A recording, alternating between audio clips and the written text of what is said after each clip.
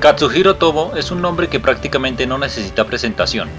Es uno de los mangakas, guionistas y animadores más importantes e influyentes de toda la historia. Su trabajo, aparte de llenar estanterías, es una piedra angular para la popularidad del anime y el manga en Occidente. Pese a que sus historias no generen esa conexión emocional tan fuerte con un público tan amplio como sí le ocurre a muchas otras obras, de gran e incluso poca calidad, lo cierto es que no lo necesita. Las historias de este maestro sexagenario se mueven en un terreno más intelectual, filosófico y sobre todo político, reflejando las luchas sociales de las que ha sido testigo a lo largo de su vida. Aunque Akira sea su magnum opus en todo sentido, ya sea artístico o técnico, lo cierto es que para llegar allá, este autor japonés tuvo que desarrollar una extensa bibliografía de mangas cortos pero muy interesantes, y tras el éxito de la lucha entre Tetsuo y Kaneda, le siguieron muchos otros trabajos similares, y ese es el caso de La leyenda de Madre Sara. En esta ocasión, en vez de tener un manga logrado solo por el esfuerzo del autor, se imitó el modelo del cómic usual visto sobre todo en la industria de los superhéroes. Otomo se encargó del guión, mientras que Tagumi Nagayasu del dibujo, lo gráfico, trabajando en conjunto durante 14 años en una historia autoconclusiva de ciencia ficción que maneja el ecologismo, el militarismo, el fascismo y las estructuras del poder como sus temas principales. La leyenda de Madre Sara nos transporta a un futuro cercano donde el planeta Tierra ha quedado contaminado y sus tierras inservibles en la mayoría de territorios conocidos, así como un cambio climático sin precedentes que prácticamente ha destruido a la civilización tal y como la conocemos. Los modernos países no son sino leyendas, de igual manera a como ahora oímos hablar del Imperio Romano o ese fantasmal reino de Ozymandias, del que a duras penas solo quedan unas ruinas.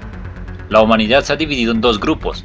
Unos corrieron con la suerte de establecerse en colonias espaciales orbitando la Tierra, mientras que los otros se quedaron en el planeta, generando envidias y rencillas que desembocaron en una cruenta lucha entre ambos bandos. Aquí es donde entra nuestra protagonista, Sara, una madre y esposa residente de una colonia espacial, que al ser atacada deberá tomar la dura decisión de separarse y ordenar a sus hijos que se separen de ella, garantizando así la salvación inmediata del grupo. Una decisión que la atormentará durante los próximos meses, cuando, de vuelta a la salvaje tierra tras un escape de emergencia, decide emprender la odisea de buscar a sus hijos y así recuperar el hogar que le fue arrebatado. Lo primero que hay que notar es el impresionante dibujo de Nagayasu. Sin duda alguna trata de imitar el de Otomo, sin por eso demeritarlo de ninguna manera. Todo lo contrario, es de alabar la atención al detalle en los opresivos escenarios por los que se mueve Sara, donde las ruinas de los anteriores pobladores se mezclan con el crecimiento industrial desenfrenado de los nuevos habitantes, primando el metal como el gran protagonista, similar a venas de tuberías y cables que alimentan estos sitios. Pero sobre todo, las expresiones faciales robarán la atención del lector. Este es un buen ejemplo de cómic donde el diálogo está reducido a lo estrictamente necesario en favor de la narración gráfica. Por eso, la más de las veces un solo gesto basta para hablar mejor del personaje de lo que harían varias líneas de texto. La huella de Mad Max es profunda y notoria en la estética de esta historia. Nos enfrentaremos a interminables desiertos, la escasez de agua, vestimentas en cuero o con influencia de Medio Oriente, la existencia de vehículos creados en talleres clandestinos a base de pura chatarra y la despiadada naturaleza humana que sin gobiernos y casi sin leyes queda libre para sacar lo peor. No obstante, es solo algo estético.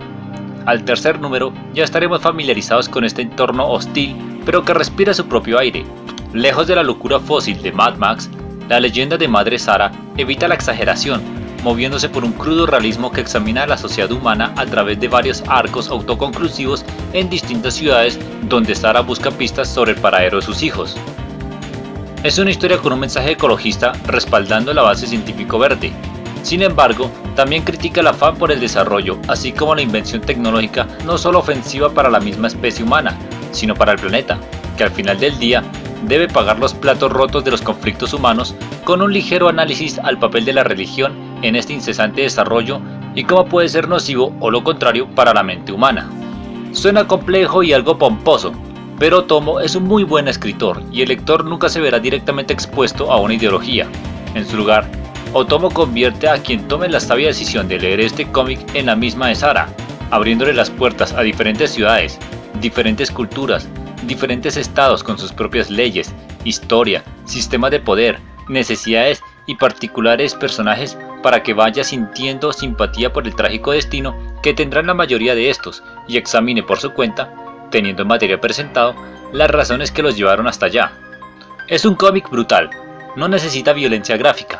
casi siempre será algo más sutil, sistemático y terrorífico, las ideas mismas tras el mundo que estas personas habitan y contra las que un arma de fuego tal vez no sirva.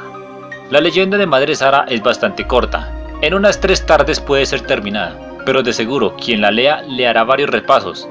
ya sea para detallar el intrincado arte o volver a enfrentarse a estos maravillosos puntos con teorías científicas y sobre todo los geniales giros que tienen en relación al ecologismo. Hay acción con muchos elementos paranormales usuales entre las obras de Otomo, endulzados con cierto toque de horror, y aunque varias veces sea demasiado crudo el terrible camino que debe tomar Sara para encontrar a sus hijos, al final suele haber un refrescante rayo de esperanza,